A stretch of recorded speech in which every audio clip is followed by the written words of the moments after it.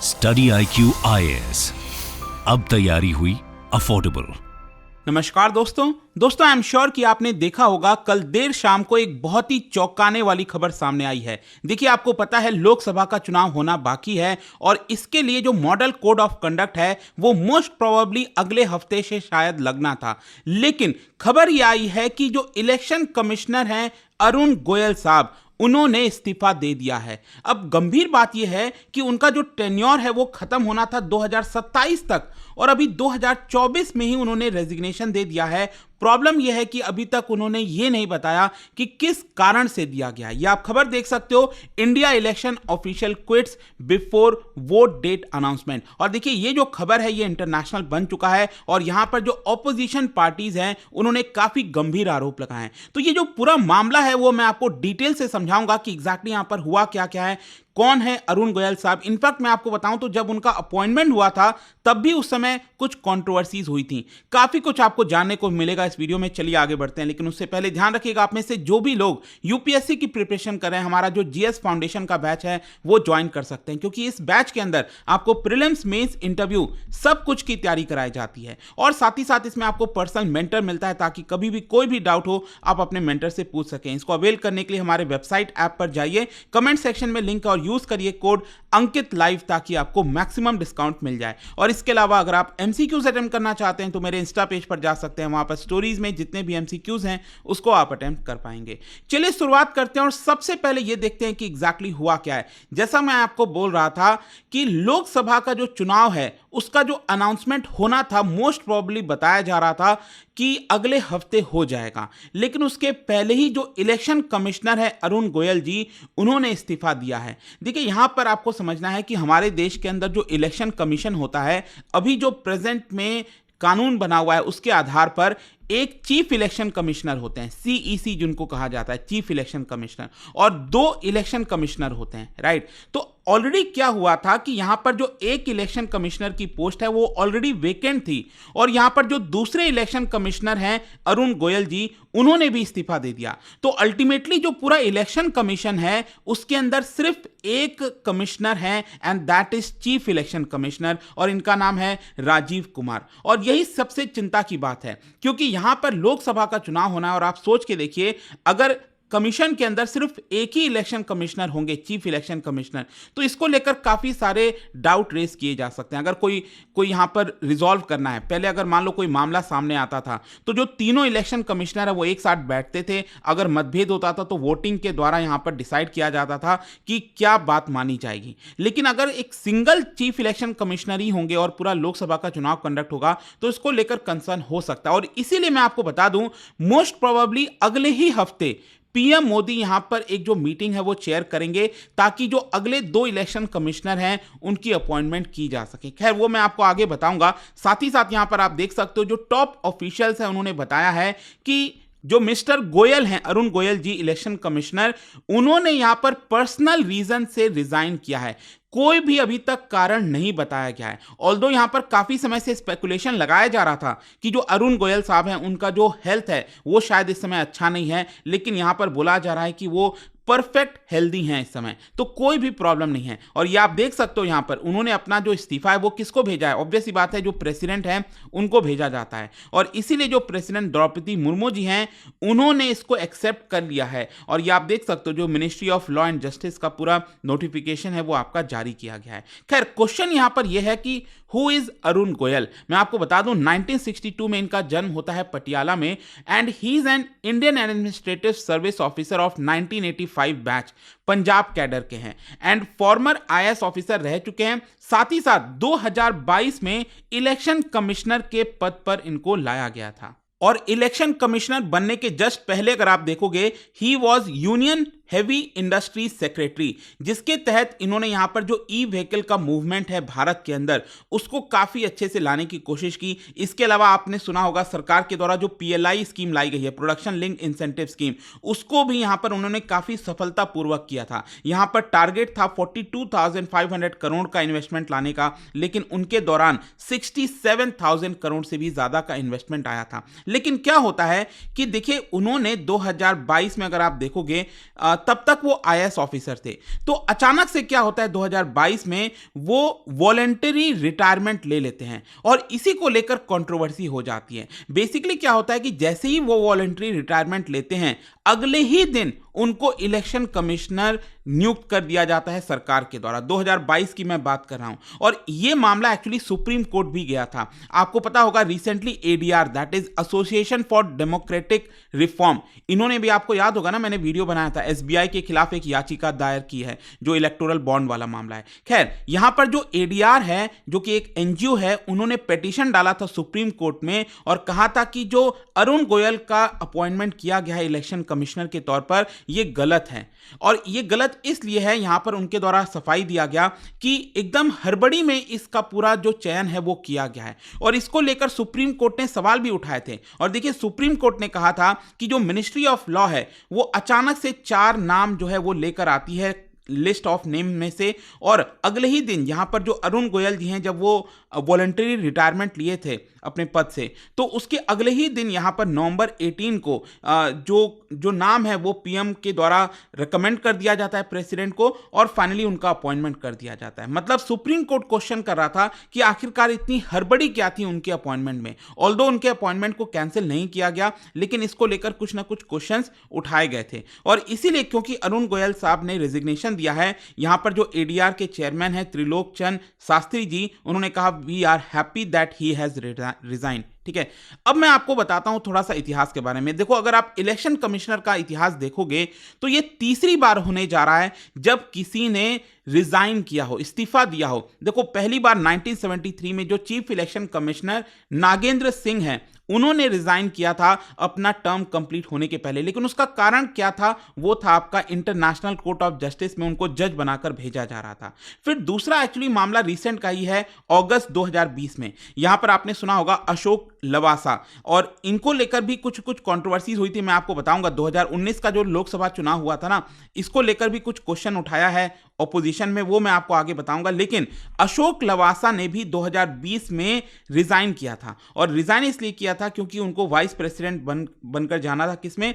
Asian development bank के अंदर। ठीक है, तो ये तीसरी बार होने जा रहा है जब कोई इलेक्शन कमिश्नर अपने पद से रिजाइन कर रहा है, और ये काफी बड़ी बात हो जाती है, आपको समझना है, क्योंकि इलेक्शन कमिश्नर को हमेशा से एक इंडिपेंडेंस के तौर पर देखा गया। क्योंकि हमारे देश में जो हम डेमोक्रेसी की बात करते हैं, तो जो इलेक्शन होता है वो निष्पक्ष तरीके से होना चाहिए, और हमेशा से ये कहीं ना कहीं देखा गया है कि जो भी इलेक्शन कमिश्नर होते हैं वो आपका निष्पक्ष तरीके से उसको कराने की कोशिश करते हैं। लेकिन जब वो रिजाइन करते हैं तो जाहिर सी बात है प्रश्न तो पूछे जाएंगे। अब देखिए, यहां पर क्या हुआ है, पहले दोनों ने रिजाइन किया था वो कुछ कारण से किया था, लेकिन यहां पर अरुण गोयल साहब ने जो रिजाइन किया है, अभी तक उन्होंने कोई कारण नहीं बताया, और इसी को लेकर काफी ज्यादा जो चर्चा है वो यहां पर हो रही है। खैर, यहां पर अब मैं जैसा आपको बोल रहा था कि ये जो डिसीजन लिया गया है अरुण गोयल जी के द्वारा, इसकी वजह से क्या होगा कि यहां पर सिर्फ एक इलेक्शन कमिश्नर जो है, chief election commissioner Rajiv Kumar, वही बचे हैं इलेक्शन कमीशन के अंदर।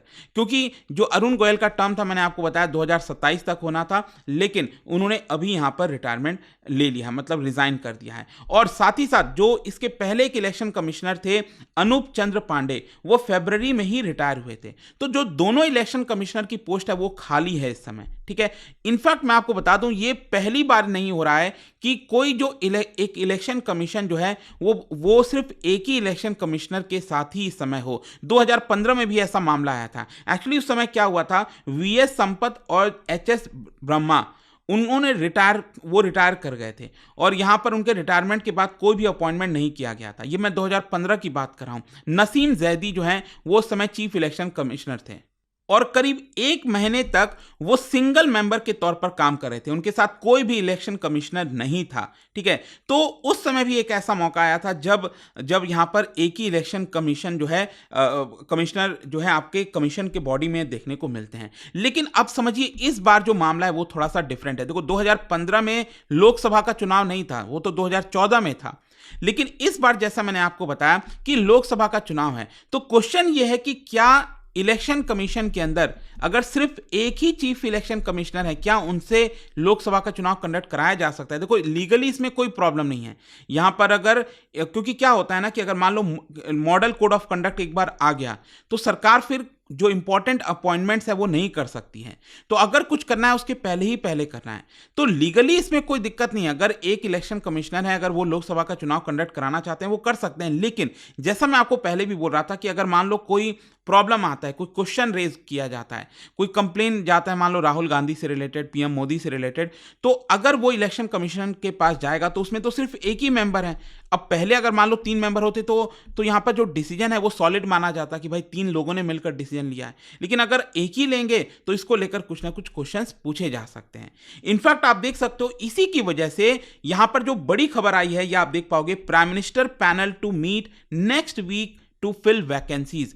देखो क्या है, यहां पर बताया जा रहा है कि मार्च 14 या मार्च 15 को जो हाई लेवल पैनल है जो कि इलेक्शन कमिश्नर्स को अपॉइंट करेंगे, उसका जो मीटिंग है उसको कर दिया गया, डेट डिसाइड कर दिया गया मोस्ट प्रॉब्ली। और उस पैनल के अंदर देखिए अधीर रंजन चौधरी भी होंगे जो अपोजिशन के मेंबर हैं।